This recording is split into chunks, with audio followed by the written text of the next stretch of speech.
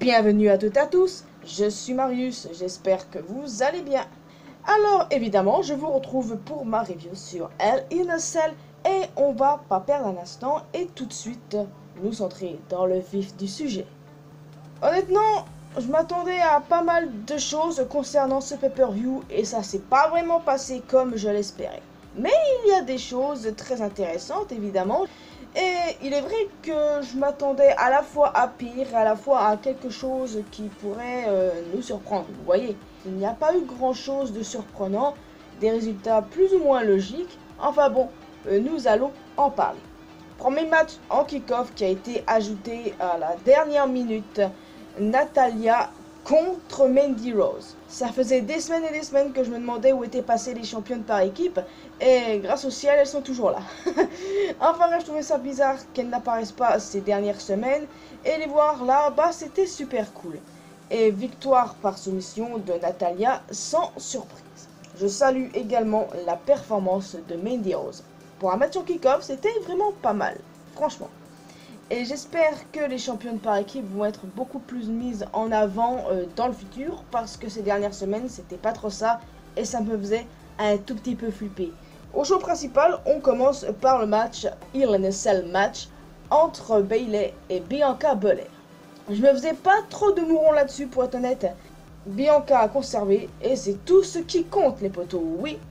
Que ce match soit passé dans un Hell in a Cell, c'est quand même pour moi assez étrange. Parce que par exemple, j'aurais aimé que le Seth Rollins contre Cesaro se passe dans un Hell in a Cell également. Et en parlant de ce match-là, c'est le suivant. Alors là, oui, j'étais 100% derrière Cesaro, mais comme il a déjà gagné le premier round, je me suis dit, bah le prochain ce sera Seth. Et c'est ce qui s'est passé. Seth Rollins a vaincu Cesaro. Bon, ok, alors, est-ce que leur rivalité va continuer là, parce que là c'est un partout et je me demande si ça va continuer. Peut-être pas, peut-être que Seth va aller ailleurs, je sais pas. On va bien voir ce qui va se passer.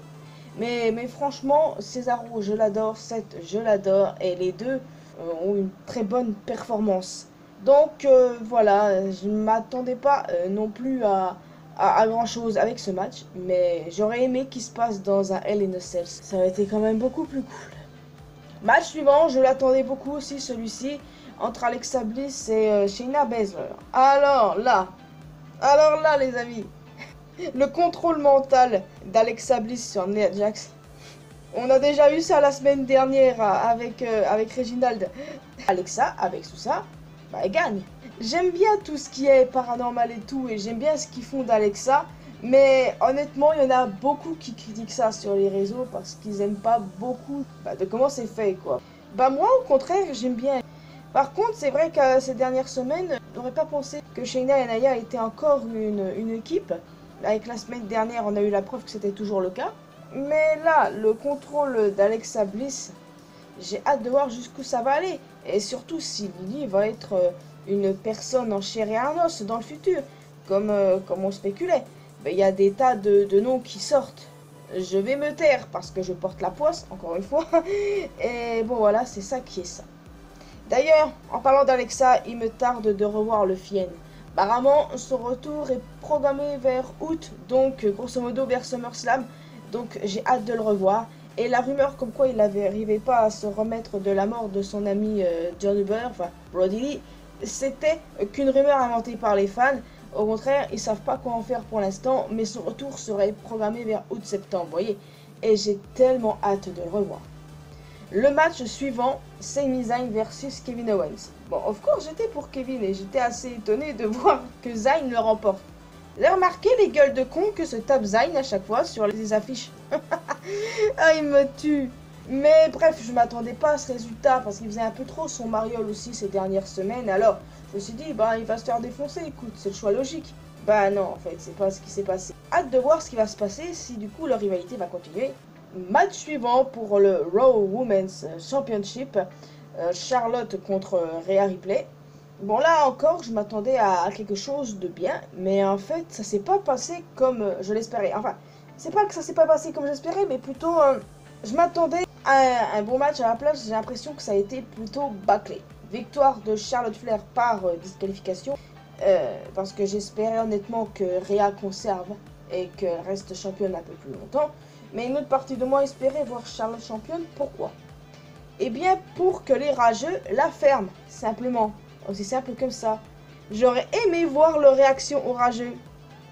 Non, mais le truc, c'est que beaucoup de personnes détestent Charlotte. Et moi, j'adore la détester, évidemment. Et l'avoir championne, c'est vrai que ça aurait été redondant, mais ça m'aurait fait kiffer juste pour voir la réaction des rageux. Juste pour ça, les gars. Je suis quand même contente que ça se soit pas passé. Et que Rhea, du coup, reste championne, hein, of course. La rivalité va être prolongée. Je vois bien Charlotte repartir officiellement avec le titre bien plus tard. Prochain pay-per-view, ou peut-être à SummerSlam, évidemment, si la rivalité n'est pas finie jusque-là. On verra. Mais dans tous les cas, j'ai plutôt la hype. Mais ce match, je trouve qu'il est un peu bâclé, je sais pas, c'est mon avis. Et il est déjà temps de passer au dernier match, celui entre Bobby Lashley et Drew McIntyre, dans un Hell in a Cell. Donc, si Drew perd ce match, il n'aura plus de match de championnat contre Lashley. Et bon, pour le coup, c'est ce qui s'est passé. Une partie de moi voulait voir Drew de nouveau champion. Pourquoi?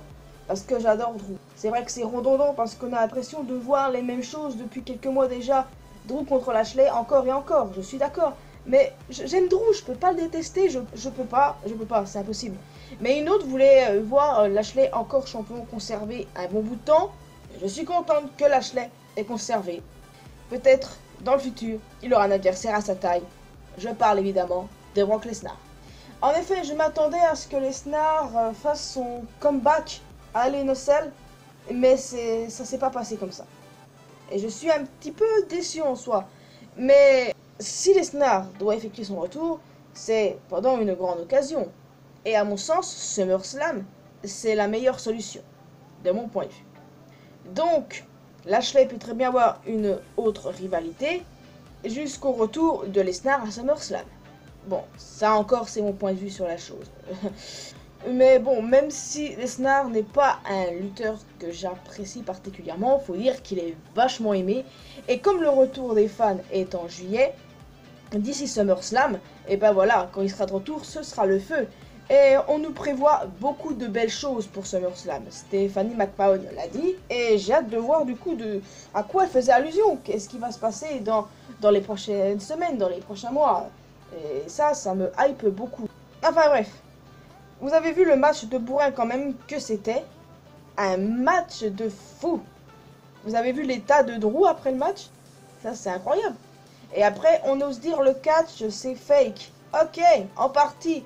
Mais ils prennent vraiment des risques. Vous avez vu aussi dans l'état qu'elle a fini Sheamus il y a quelques semaines. Sérieusement. Et après on ose dire que tout ça c'est fake. Ouais bien sûr. C'était un match de bourrin, un match sanglant et violent. Mais franchement la prestation des deux, incroyable quoi. Donc j'ai hâte de voir qui va être le prochain opposant de Lashley. Hâte de voir ce qui va se passer avec Drew. Mais lui je l'adore, jamais je le détesterai, c'est impossible. Même si c'est vrai que je trouvais que c'était redondant qu'il se retrouve face à Lashley. Mais je m'en fous, je l'aime, point. Ok? Le premier qui l'insulte, alors là, mais je peux vous jurer que je vais faire un Hurtlock. Ouais, la prise de Lashley. Et alors?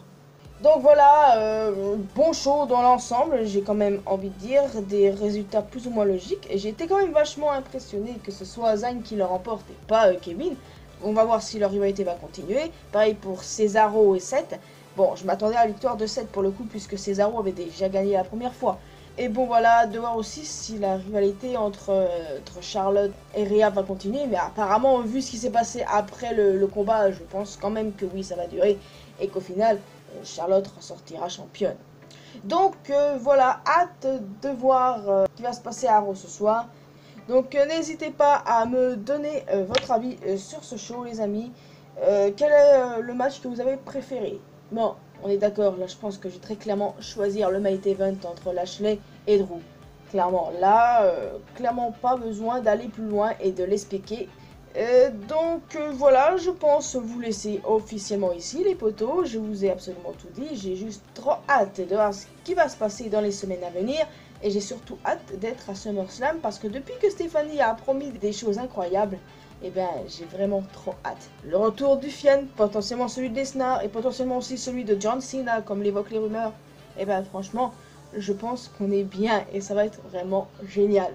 Donc voilà les amis, vous pouvez laisser un commentaire, vous abonner à cette chaîne si ce n'est pas encore fait, également à ma chaîne principale, me retrouver sur mes réseaux sociaux, Facebook, Twitter ainsi qu'Instagram, rejoindre la communauté mariusienne sur Discord, et quant à moi, je vous retrouve dans une prochaine vidéo. Mercredi, je vous retrouve sur ma chaîne principale pour une vidéo FNAF, plutôt importante, très importante. Allez, à la prochaine!